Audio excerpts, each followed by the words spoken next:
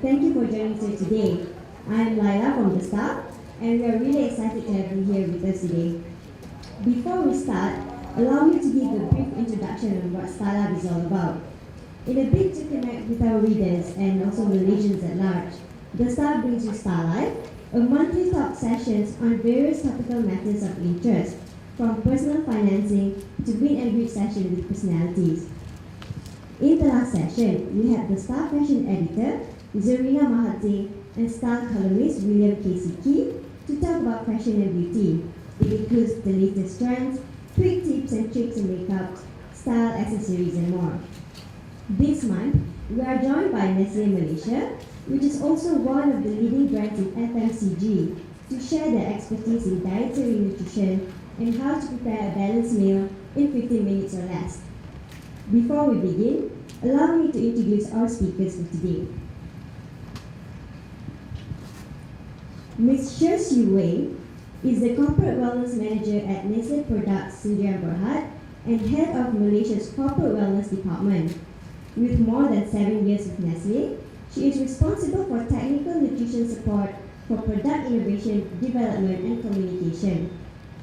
Ms. Sher holds a degree in dietetics from University Kebangsaan Malaysia, and she has experience in various collaborations with local universities in research of children nutrition and working with professional bodies in community nutrition promotion programs.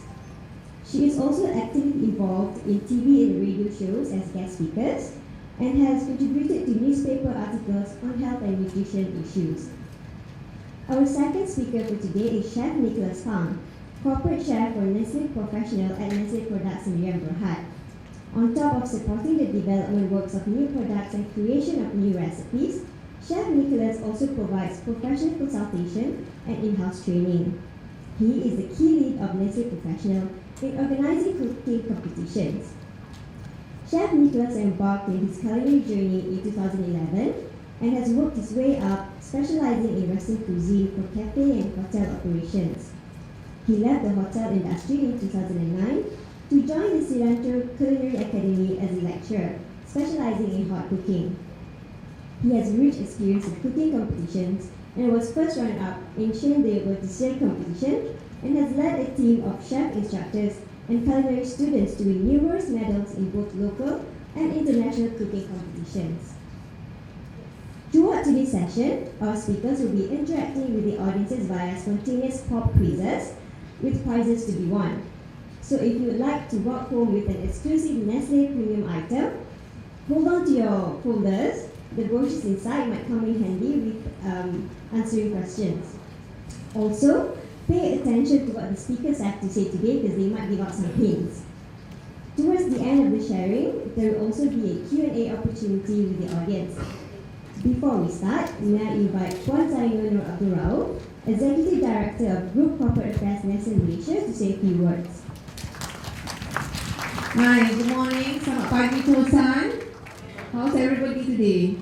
Okay, firstly, I think on behalf of Star and Nestle Products, I would like to say thank you for coming. I know it's Saturday, okay, but for you all it's alright. For coming here to share the talk. And I think it's very, I'm sure you're going to benefit from it today. Okay, the reason why we are partnering Stars on this, live talk today is because Nestle is very much into what we say, creating shared value. What do we mean by creating shared value is we can only do well if we do something good to the society. And this is one of the few things that we are trying to do to help educate more and more Malaysians. We also have things like, for example, with the school children and so on. Teaching them, number one, is on nutrition, because I think nutrition is very important, yeah, and we need to be healthy so that we can also help others, be it your family, be it the society. So that's the first pillar, what we call it, creating shared value in Nestle. The second pillar is on water. Why water? Why Nestle choose water and why Nestle choose nutrition? Nutrition is because we are the experts in nutrition, because that's what we do. Yeah, the products that we produce, the innovation that we work on, and what we sell, is our expertise. When you talk about water, why water is important, just for information is, we will run out of water much faster than oil and all the other energies. That's why we have to be very careful when we use water. Probably the next time when we do something about water, please come and join us in the live talk, because we would like to share with you how we together can start conserve our water. And for Nestle, water is very important. Reason being is because we use water, we need clean water to grow our raw materials. Yeah? And then we also need the water when we produce the raw materials into the finished products. And by the way, for your information, in Nestle, what we believe in and what we are doing right now, we recycle the water. Doesn't mean that the water is dirty, okay? We need to have a layers of, the process of cleaning the water, so that we will reduce the amount of water that we use in our production, even though our volume goes up. That is our commitment. That is our KPI. Yeah, because we don't want to waste water. Yeah, because at the end of the day, you all, me, you, our family, our society, we need clean water to consume the products, and we need clean water to drink as well. So that's why water is very important for all of us, and also in Nestle. And third and most important pillar is what we call it rural development. Why rural development is because we live in this society what we call Malaysia. Yeah? The country that we love. And if we don't help the society, who else? We as a company, we are committed to do that. And that's why we would love to plant, to help the society to plant, what do you call it, cocoa, coffee beans, and so on and so forth. But unfortunately, our Malaysian soil does not allow us that. But we do work, just for information, we work with the paddy farmers in Kedah on how to plant paddy using less water and not using chemicals. We use microbes to help fertilize the soil, so that we get good quality rice. You know why we want a good quality rice, free of chemicals? Because we use this rice to produce baby cereals. Okay? So that's why it is very important for us that we involve with all this agricultural, we involve with the paddy farmers, so that we teach them. Yeah? We teach them so that they can produce more with less. Yeah? And for a few years we've done the research, and we have shown very good results. Yeah? That's not only just the paddy. We are also working with the Kelantanese farmers in Pasir Putih, Kelantan, where we help them grow cheese. Yeah?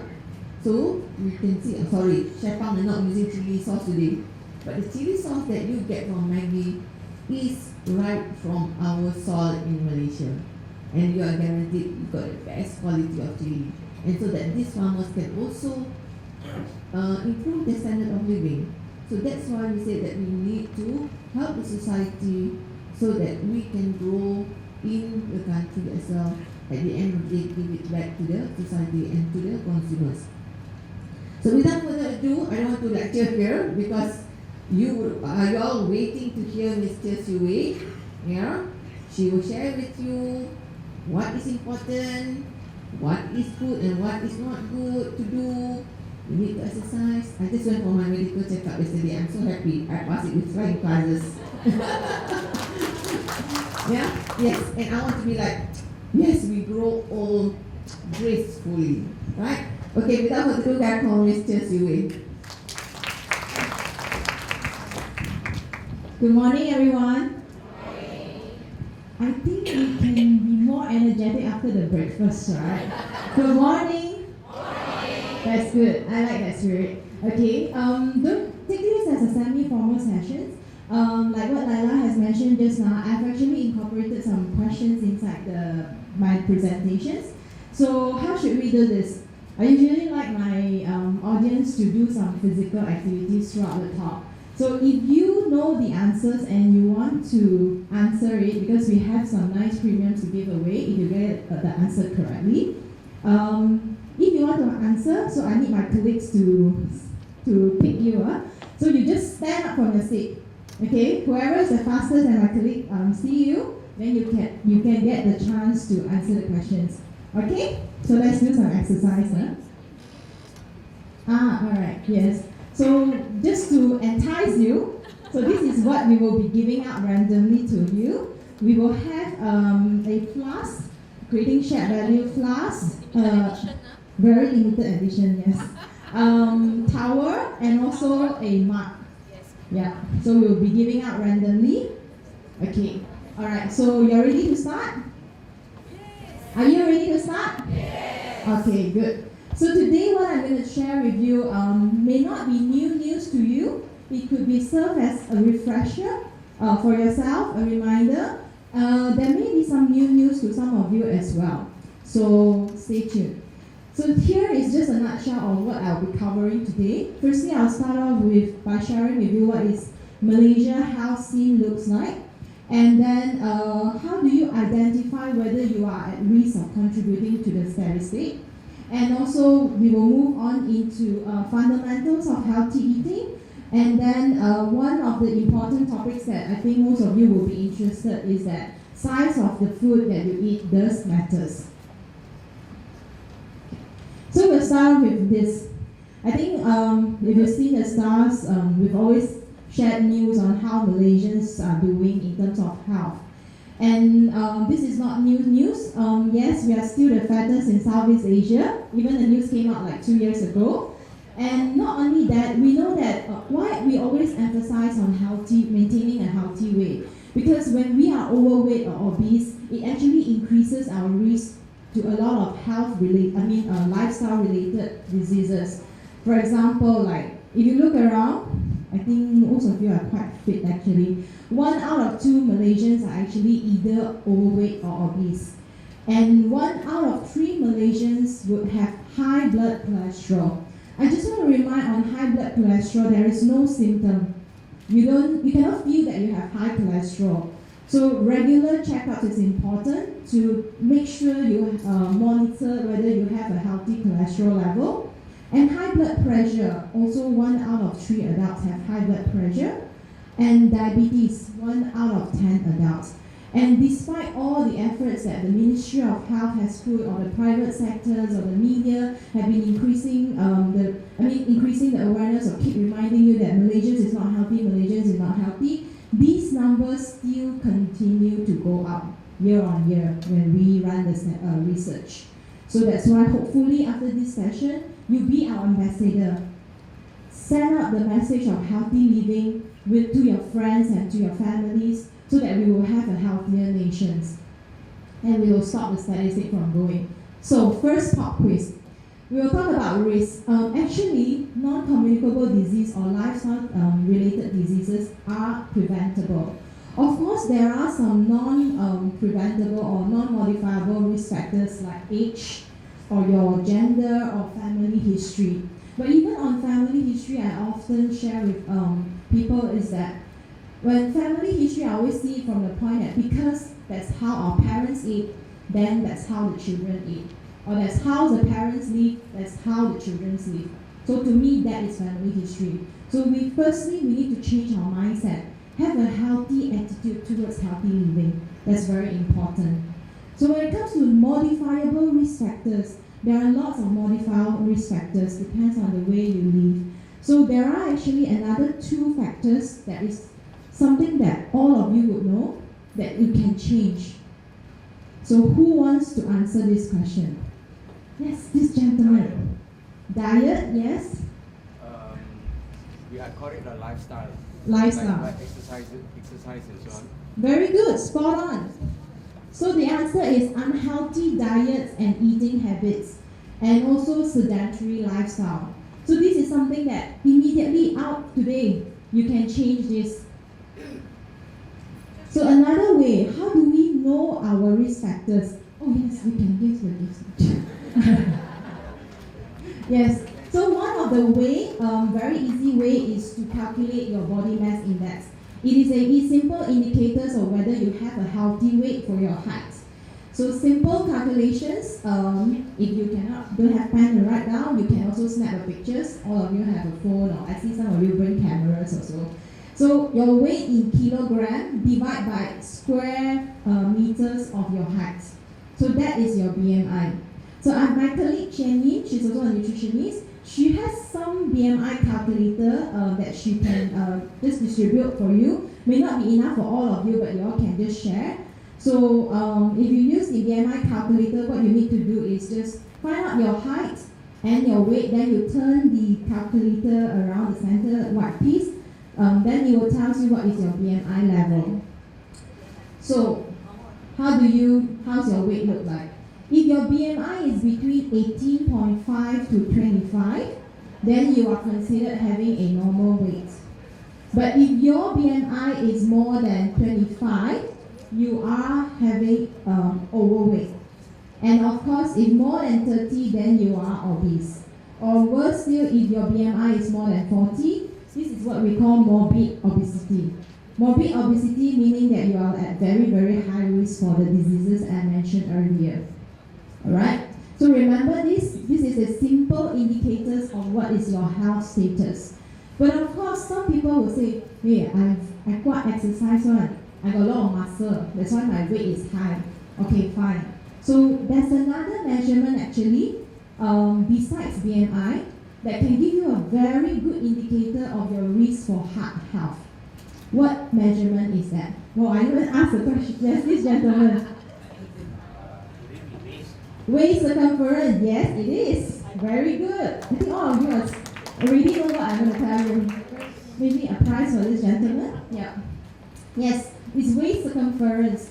So the higher your waist circumference is, that means that you have more fat that is coating your organs like heart, liver, kidney. So means it's not healthy. Of course, you want to have a slimmer waistline. But how do you measure?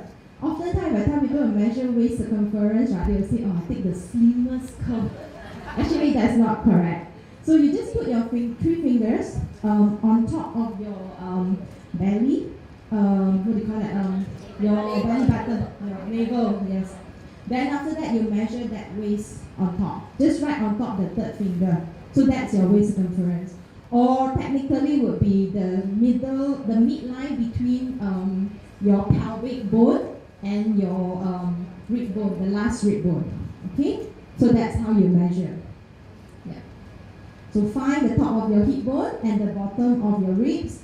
Breathe normally. Don't suck in.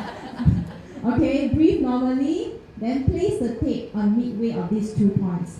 Then that's your waist circumference. You can do it at home, okay? So probably you already roughly know your waist circumference. So best if for men, if your waist circumference is below 90 cm or 35 inches, you are still okay. Alright? And for women would be not more than 80 cm or 31.5 inches. Okay? So mark this down, go home and measure. So if your waist circumference is above these 2 numbers, means that your risk for heart health is higher. Okay?